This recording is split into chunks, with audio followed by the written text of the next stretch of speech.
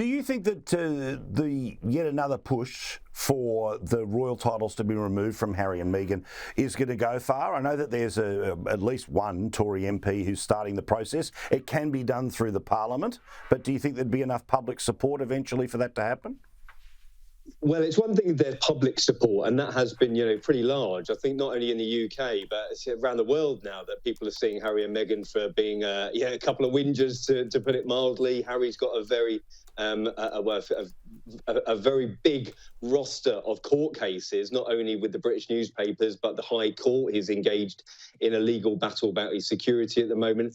People don't take too kindly for this. There was some goodwill towards Harry. He served the royal family well. He was one of the most popular members. The Invictus Games has been a fantastic achievement for him. But when you actually look at what has been produced in the months and years since they left, it has been sort of a lot of mudslinging. I think people have fallen out of love with the both of them. But that Tory MP, Bob Seeley, who you mentioned over here, he has put together a motion to try and, put forward a process to strip them of their titles. But the issue is that won't happen, not only just with the parliamentarians getting behind it, but the king would have to be behind it as well. And I think, he is a man who wants as less grief as possible.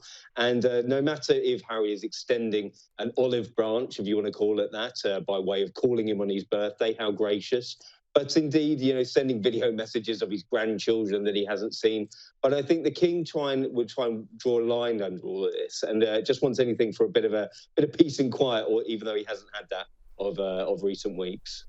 Yeah, absolutely. Now, also, Prince Harry, for the 18th time, is now trying to find a way for the UK taxpayers to pay his security bill. Oh, very much so. I mean, big case here in the UK. It kicks off this week. There have been lots of legal argument over the past few months, but a 3-day court case. A lot of it behind closed doors, by the way. The courts are saying that due to the security issues at play here, lots of government speak and dealing with the royals, that they wouldn't want the dastardly press delving into it. But we did hear from Harry's lawyers on Tuesday, and this was all about the legal argument, saying that Harry was unfairly treated. It was unjust, a decision to take away his security when he decided to quit the royal family with Meghan back in 2020. And again, you're talking about public sympathy. Well, this is certainly not one of the ways to deal with it, because he's left the royal family. He's made millions and millions of dollars in a very, very short space of time.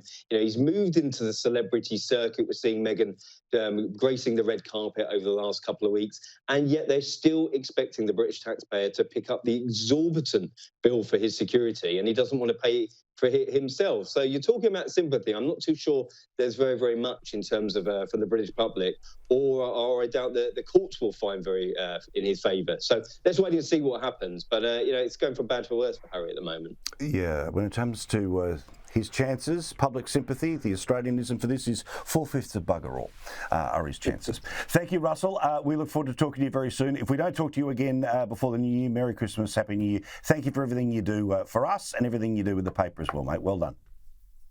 My pleasure, mate. Yeah, Merry Christmas to you and the team. Cheers.